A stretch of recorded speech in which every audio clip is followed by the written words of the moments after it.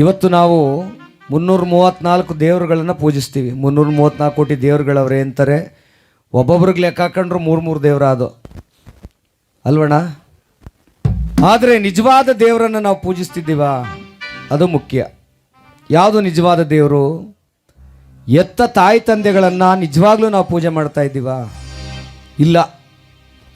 ದೇವಸ್ಥಾನಕ್ಕೆ ಹೋಗಿ ಕರ್ಪೂರ ಗಂಧ ಕಡ್ಡಿ ಹಚ್ಕೊಂಡು ಹಣ್ಣು ಕೈ ಹೊಡಿಸ್ಕೊ ಬತ್ತೀವಿ ವಿನಃ ಆ ಒಟ್ಟಿಗೆ ಬತ್ತಿದ್ದಂಗೆ ಅಪ್ಪ ಅವನಿಗೆ ಬೈತೀವಿ, ನಿನ್ನ ಬಾಯಿಗೆ ಮಣ್ಣಾಕ ಏನೋ ಹಿಂಗೆ ಕುಣ್ದಕ್ಕೆ ಕೆಮ್ತಿಯಲ್ಲೋ, ಏನೋ ನಿನಗೆ ಬಂದಿರೋದು ಅಂತ. ಯಾವ ದೇವ್ರು ಒಳ್ಳೇದು ಮಾಡೋಣ? ಒಂದು ಸಣ್ಣ ಕತೆ ಹೇಳ್ತೇನೆ, ನಿಮ್ಮ ಪುಣ್ಯದ ಕಿವಿಗಳಿಂದ ಕೇಳಿಸ್ಕೊಳ್ಳಿ. ಒಂದು ಸ್ಕೂಲಲ್ಲಿ ಮೇಷ್ಟ್ರು ಪಾಠ ಮಾಡ್ತಿದ್ರು. ಅವ್ವ ಅಲ್ಲಿಗೆ ಕೇಳಿಸ್ಕೊಳ್ಳಿ. ಒಂದು ಸ್ಕೂಲಲ್ಲಿ ಮೇಷ್ಟ್ರು ಪಾಠ ಮಾಡ್ತಿದ್ರು. ಮಾಸ್ಟ್ರು ಹೇಳಿದ್ರಂತೆ ಮಕ್ಕಳಿಗೆ, ಏಯ್ ಮಕ್ಕಳ, ದೇವ್ರು ನೋಡಿದ್ದೀರಪ್ಪ ನೀವೆಲ್ಲ ಅಂತ. ಒಂದು 5-6 ಹುಡುಗರು ಎದ್ದು ನಿಂತ್ಕೊಂಡು ನೋಡೀವಿ ಸರ್ ಅಂದು. ಎಲ್ಲಿದ್ದಾನೆ ದೇವರು? ಅದೇ ಮಾರಿಗುಡಿಲಿ ಮಾರಮ್ಮ ಅವಳೆ, ಆಂಜನೇಯನ ದೇವಸ್ಥಾನದಲ್ಲಿ ಆಂಜನೇಯ ಅವನೇ, ನಮ್ಮಟ್ಟಿ ಪೋಟದಲ್ಲಿ ಸುಮಾರು ಜನ ದೇವರವರೇ ಸರ್ ಅಂದ. ಅಲ್ಲ ಕಣಪ್ಪ, ನಿಜವಾದ ದೇವ್ರು ನೋಡಿದ್ದೀರೇನೋ? ಆಗ ಒಂದು 3 ಐಕ್ಳು ಅಂದ್ವಂತೆ. ಹ್ಞೂ ನೋಡೀವಿ ಅಂದ್ರಂತೆ. ಮೇಷ್ಟ್ರಿಗೆ ಹಿಂಸೆ ಮೇಲೆ ಹಂಗೆ ಅಂದ್ವಂತವು.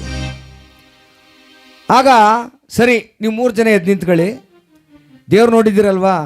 ನೋಡೀವಿ ಸ್ವಾಮಿ. ಆಗ ದೇವ್ರು ಎಲ್ಲಿರ್ತಾನೆ? ಸ್ವರ್ಗದಲ್ಲಿರ್ತಾನೆ. ಆ ಸ್ವರ್ಗದಲ್ಲಿ ಹೋಗಿ ಒಂದಿಡಿ ಮಣ್ಣು ತಗೊಬತ್ತೀಯಪ್ಪ ಅಂತ ಕೇಳಿದ್ನಂತೆ. ನೋಡಿ ಮಹೇಶಣ್ಣವ್ರೆ, ಒಂದಿಡಿ ಮಣ್ಣು ತತ್ತೀಯ ಅಂತ ಮಾಸ್ಟ್ರಿಗೆ ಕೇಳಿದ್ರಂತೆ. 3 ಜನ ಹುಡುಗರು ಓಡೋಡಿ ಬಂದರು ಮನೆಗೆ.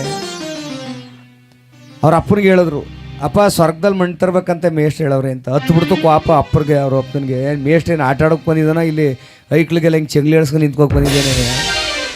ಎಲ್ಲಿದ್ದಂತೆ ಸ್ವರ್ಗ?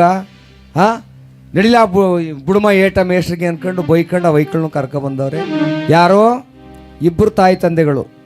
ಈ 3ನೇ ಹುಡುಗ ಒಂದು ಅರ್ಕ್ಲಂಗಿ ಇಟ್ಕೊಂಡು ಸ್ವಲ್ಪ ಲೇಟಾಗಿ ಬಂದ. ಅಷ್ಟೊತ್ತಿಗೆ 2 ತಾಯಿ ತಂದೆಗಳು ಮೇಷ್ಟ್ರಿಗೆ ಜಗಳ ಕಡಕ್ಕೆ ನಿಂತವ್ರೆ. ಏನು ನಿಮಗೆ ಮೇಷ್ಟ್ರೆ ಬಂದಿದ್ದೀರಿ, ಪಾಠ ಮಾಡ್ಬಿಟ್ಟು ನೆಟ್ಕೋಬೇಕು, ಏನು ಹಿಂಗೆಲ್ಲ ಮಾತಾಡ್ತಾ ಇದ್ದೀರಿ, ಐಕ್ಳಿಗೆ ಸ್ವರ್ಗದಲ್ಲಿ ಎಲ್ಲಿ ಮಣ್ಣ ಎಲ್ಲಿ ತಂದಾರಂತೆ ಅಂತ ಏನೋ ಹೊಲ್ಸಾಗೆ ಮಾತಾಡ್ತಿದ್ರು. ಆ ಹುಡುಗ ಬಂದ. ಯಾವ ಹುಡುಗ? 3ನೇ ಹುಡುಗ ಅರ್ಧೋದಂಗಿ ಅಂಗಿ ಒಳಗೆ ಒಂದಿಷ್ಟು ಮಣ್ಣು ಕಟ್ಕೊಂಡು ಬಂದು ಮೇಷ್ಟ್ರಿಗೆ ಹೇಳ್ದ, ನಾನು ಸ್ವರ್ಗದಲ್ಲಿ ಮಣ್ಣು ತಂದೀನಿ ಸರ್ ಅಂತ. ಮಾಸ್ಟ್ರಿಗೆ ಆಶ್ಚರ್ಯ ಆಯ್ತು. ಇವರಿಬ್ಬರು 2 ಹುಡುಗರು ಅಪ್ಪನ ಕರ್ಕೊಬಂದು ಬಯಸ್ತಾವ್ರೆ ನನ್ನ. ನೀನು ಸ್ವರ್ಗದಲ್ಲಿ ಮಣ್ಣು ತಂದಿದ್ದೀಯಲ್ಲಪ್ಪ, ಹಾಕೋ ಟೇಬಲ್ ಮೇಲೆ ಅಂದರು.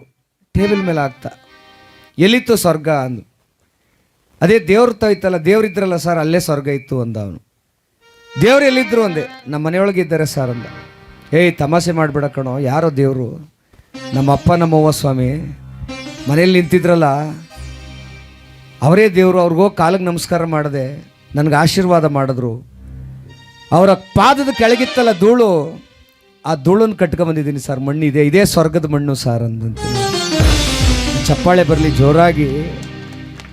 ಅವ್ವ, ನಾವು ದೇವ್ರ ವಿಚಾರದಲ್ಲಿ ಜಗಳ ಮಾಡ್ಕೊಂಡು ನಿಂತೀವಿ. ನನ್ನ ದೇವರು ಅಂತ. ಒಂದು ಯೋಚನೆ ಮಾಡಿ, ನಮ್ಮಪ್ಪ ಅಂತ ಯಾರೂ ಅಂತ ಇಲ್ಲ. 3 ಜನ ಗಂಡು ಮಕ್ಕಳಿದ್ರೆ ಅದೇ ಅವನೊಬ್ಬರಿಗೆ ನೀನು ಹುಡ್ಸಿರೋದು, ಹೋಗಿ ಅಲ್ಲಿ ಉಣ್ಕೊಬರೋಗು. ಏನು ನನಗೆ ಬೇರೆ ಏನು ಕೊಟ್ಬಿಟ್ಟಿದೆಯಾ? ತಾಳು ಮಾಡಬೇಕದ್ದೆಲ್ಲ ಅವನಿಗೆ ಕೊಟ್ಟಿದೆಯಾ, ನನಗೆ ಅತ್ತ ಕೊಟ್ಟಿದೆಯಾ? ಅಲ್ಲೋಗಿ ಉಣ್ಣು. ಆದರೆ ಅಪ್ಪವನ್ನ ನಾವು ದೂರ ಮಾಡ್ತಾ ಇದ್ದೀವಿ, ನಿನ್ನವನು ಅಂತ.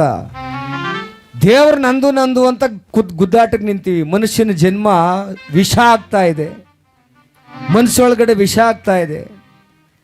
ಇವರಲ್ಲೂ ದೇವರಿದ್ದಾನೆ, ನನ್ನಲ್ಲೂ ದೇವರಿದ್ದಾನೆ, ನಿಮ್ಮಲ್ಲೂ ದೇವರಿದ್ದಾನೆ. ಎತ್ತ ತಾಯಿ ತಂದೆಗಳನ್ನು ಪ್ರೀತಿಸಿದ್ರೆ ಯಾವ ದೇವಸ್ಥಾನಕ್ಕೂ ಸುತ್ತಬೇಕಾದಂಥ ಅವಶ್ಯಕತೆ ಇಲ್ಲ. ಹಾಗಾಗಿ ನಾವೆಲ್ಲ ದೇವರ ವಿಚಾರದಲ್ಲಿ ಜಗಳಾಡೋದು ಬೇಡ, ಗುದ್ದಾಡೋದು ಬೇಡ.